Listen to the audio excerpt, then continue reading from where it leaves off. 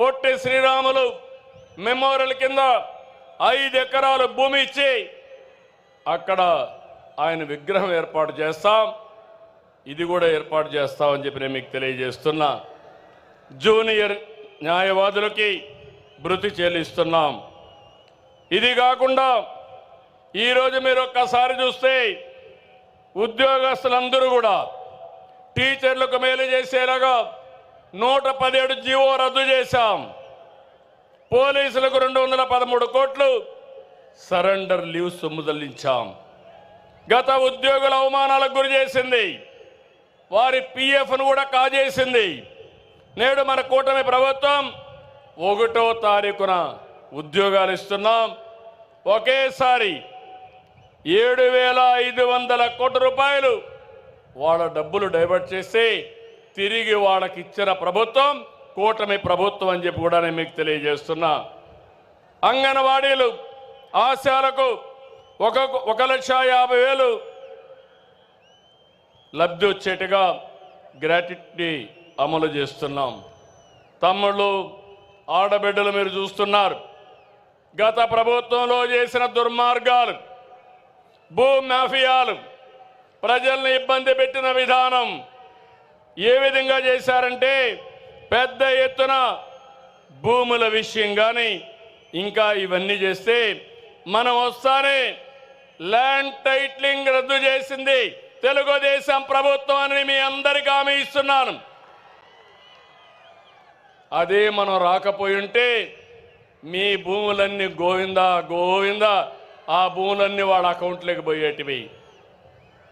అయినప్పటికీ కూడా ఎంత గోలుమాలలు చేశారంటే మీ భూమి కబ్జా చేయడానికి మీ భూమిని 22A పెట్టి మొత్తం రికార్డ్స్ అన్ని అస్తవ్యస్తం చేసేశారు, గందరగోళంగా తయారైనాయి. నేను అన్ని సమస్యల్లో పరిష్కారం చేయగలుగుతున్నాను, కానీ ఈ సమస్య జటిలం అయిపోయిన దానివల్ల చాలా టైం తీసుకుంటా ఉంది. నేను ఈ సభలో మీకు హామీ ఇస్తున్నా, రాబోయే మహానాడుకి భూ సమస్యలు పూర్తిగా పరిష్కారం చేసి మీకు అండగా నేనుంటానని మరొక్కసారి హామీ ఇస్తున్నాను. తమ్ముళ్ళు, టెర్రరిస్టు దేశానికి చాలా ప్రమాదం, ప్రపంచానికే ప్రమాదం. పాకిస్తాన్లో ఉండే టెర్రరిస్టులు ఆ ప్రభుత్వ అండతో భారతదేశానికి వచ్చి మన టెరిటరీకి వచ్చి 26 మందిని పొట్టన పెట్టుకున్నారు. మన ప్రధానమంత్రి నరేంద్ర మోడీ గారు నా ఆడబిడ్డల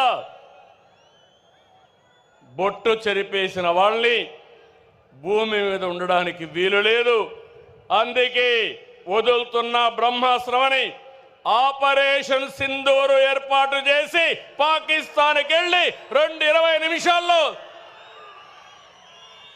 మొత్తం టెర్రరిస్టులందరినీ హతమార్చారు. భారతదేశంలో ఒక నమ్మకం వచ్చింది. ఈ రోజు నేను ఒకటి అడుగుతున్నా మిమ్మల్ని అందరినీ, దేశానికి టెర్రరిస్టుల వల్ల చాలా నష్టం, అదే సమయంలో మన రాష్ట్రంలో మన దేశంలో కూడా ఆర్థిక ఉగ్రవాదుల వల్ల కూడా అంతే నష్టం. అవునా కాదా తమ్ముళ్ళు అని మిమ్మల్ని అడుగుతున్న ఆడబిడ్డలు మీరు చెప్పండి. ఈరోజు ఇక్కడ చూస్తే కొంతమంది ఇక్కడ ఎకనామిక్ టెర్రరిస్టులుగా తయారైపోయి ఇష్టానుసారంగా రాజకీయ ముసుగులో ల్యాండు, శాండు, మైన్ ఇవన్నీ కూడా దోచేసుకున్నారు. నమ్మి మీరు ఓట్లేశారు. మిమ్మల్ని ఈ ప్రభుత్వం కాపాడుతున్న, ఆనాటి ప్రభుత్వం కాపాడుతున్న ఆలోచించారు. ఎక్కడ చూసినా జే బ్రాండ్తో మద్యం వ్యాపారం, నాసి రకం మద్యం. దీనివల్ల మీ లివర్ పోయింది, హార్ట్ దెబ్బతినింది, కిడ్నీ పోయింది, చాలా మంది చనిపోయే పరిస్థితికి వచ్చారు. ఇంకో పక్కన డ్రగ్స్ వచ్చాయి, గంజాయి వచ్చింది, యువత నిర్వీర్యం అయిపోయింది. ఈరోజు నేను హామీ ఇస్తున్నా, ఇక్కడుండేది సిబిఎన్, ఇక్కడుండేది ఎన్డీఏ ప్రభుత్వం. ఎవరైనా సరే డ్రగ్ అమ్మితే గంజాయి అమ్మితే అదే చివరి రోజని హెచ్చరిస్తున్నాను. మా ఆడబిడ్డల జోలుకొస్తే ఖబర్దార్ జాగ్రత్తగా ఉండండి. అదే మీకు అంతిమ గడియలని చెప్పి కూడా హెచ్చరిస్తున్నా.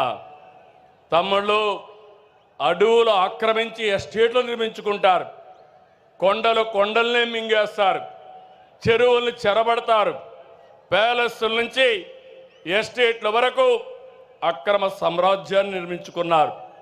ఆపరేషన్ క్లీన్ పాలిటిక్స్ తో పాజిటివ్ ప్రోగ్రెస్ పాలిటిక్స్ కు నాంది పలకదాం. అందుకే మళ్ళీ హామీ ఇస్తున్నా, ఎవరైతే ఎకనామిక్ టెర్రరిస్టులు ఉన్నారో, ఆర్థిక ఉగ్రవాదులు ఉన్నారో వాళ్ళ గుండెల పైన రైళ్లు పరిగెత్తే విధంగా చేసే బాధ్యత మీ నాయకుడిగా నాదని మరొకసారి మీ అందరికీ హామీ ఇస్తున్నా. తమ్ముళ్ళు, టెక్నాలజీ వచ్చింది, నేనే టెక్నాలజీ తీసుకొచ్చాను. సాంకేతిక మనం చూస్తే బ్రహ్మాండంగా ముందుకు పోతా ఉంది. ఒకప్పుడు చిన్న పనికి కూడా ఆఫీసుకు పోవాలి, దర్జాగా ఆఫీస్కి అవసరం లేదు, ఫోన్లో వాట్సాప్లోనే అన్ని సేవలు వస్తాయి. ఇప్పటికే 380 సేవలు.